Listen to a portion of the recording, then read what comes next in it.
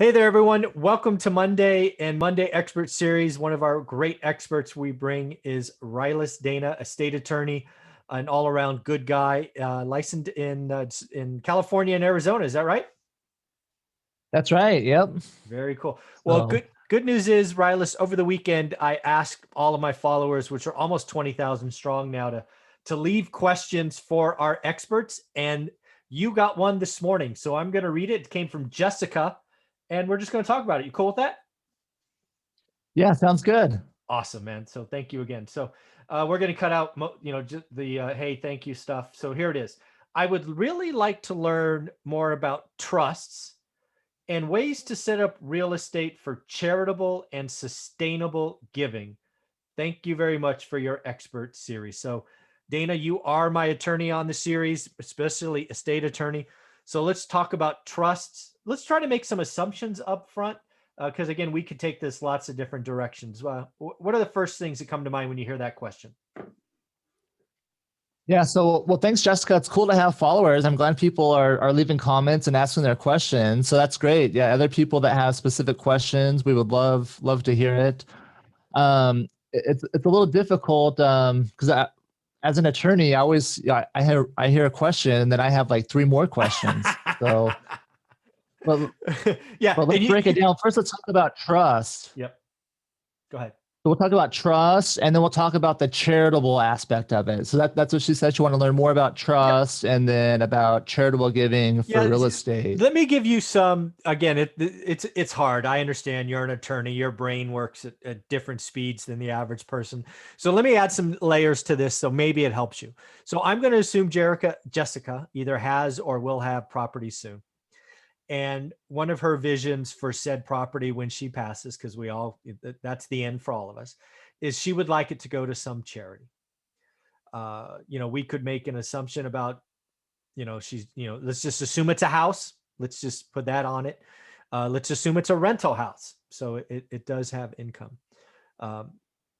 Any other questions or extra variables that would help you outline something? No, that's good. So if it's a house like that and they have charitable intentions, they're wanting to pass that house off. Mm-hmm. The conversation I would have, and I had this just last week, I would say the charity usually doesn't want real estate. They're going to sell it right away. Yeah.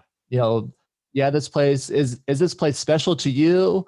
Or is it special because you have a really low basis in it and you're going to get killed with taxes? Mm-hmm. So what is the motivation? Yeah, what are we really talking about here?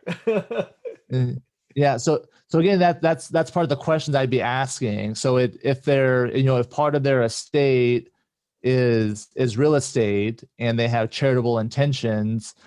So actually what I told a client last week, I said, the charity doesn't want your house. They don't, a lot of times they're not geared up for that, right? They don't have anyone that knows about, Phoenix real estate in this case, or wherever the property is located. Mm-hmm. What type of organization is this? Right. Yes. Sometimes it's kind of a burden for them.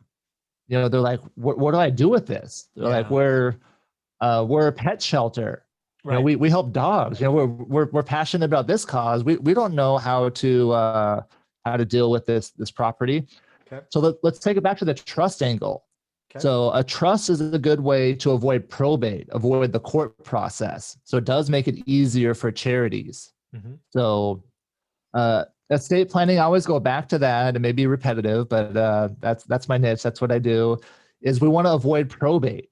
Mm-hmm. So probate is the legal process to change title of an asset out of the name of the deceased.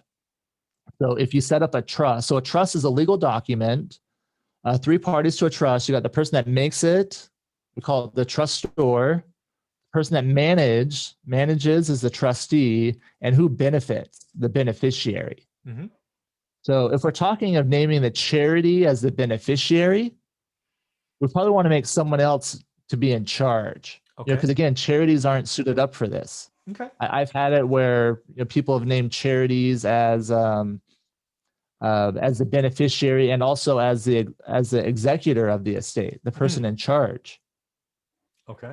And they're like, well, they're getting money, they can figure it out. That's often the attitude of people. Wow. Okay. Like be grateful. Like, I don't care if there's a problem, they can sort it out if they want my money. I get it. I understand. That's funny. Yeah. Yeah. Okay. Go ahead.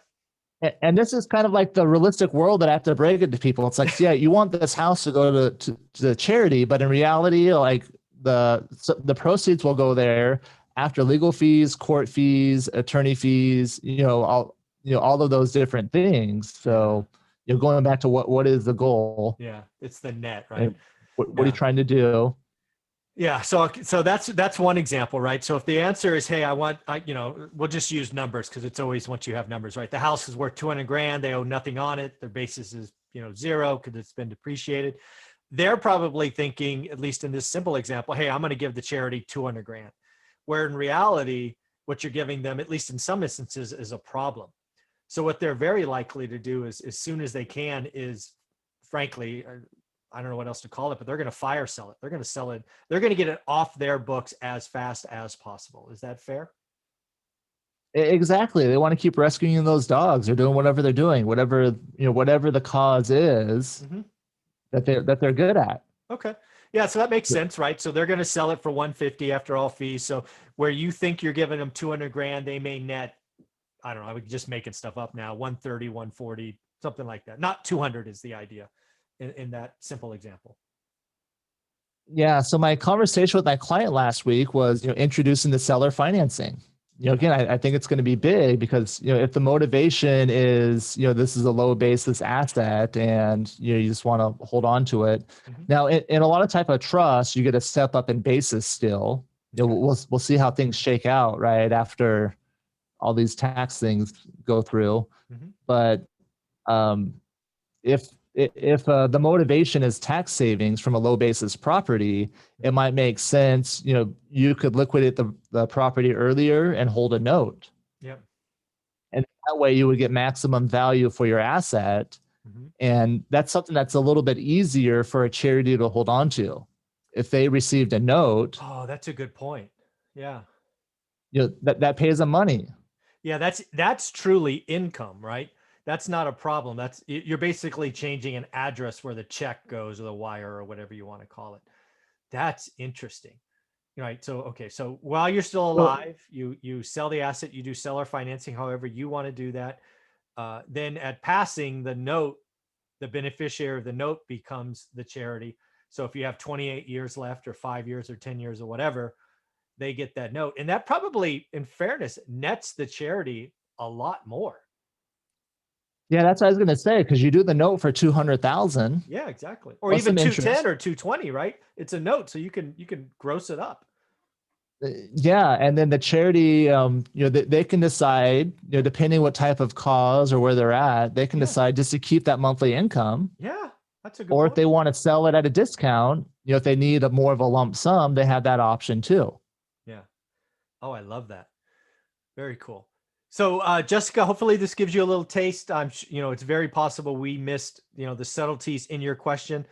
But Rylas, if Jessica wants to reach out to you and have a conversation, how should she do that? How should she reach out to you? Yeah, so my website is danalegalhelp.com. So you can go there. And then you can find our YouTube channel from there as well. I also have a channel, Mott Legal, MAAT. Mott Legal. I'm more active on that YouTube. There's a lot of videos on there about trust. So if you want to learn more specifically about trust.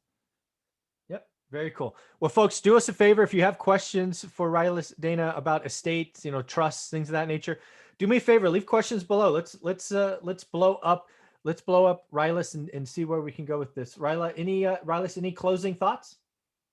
No, look forward to it. Let's see what you guys' questions are. And I don't want to get let's see if you guys can stump us, get some good ones. There you go. Oh man, you're challenging us. I love it, buddy. Have a wonderful day, folks. And we're going to do a second interview with Rylas around crypto.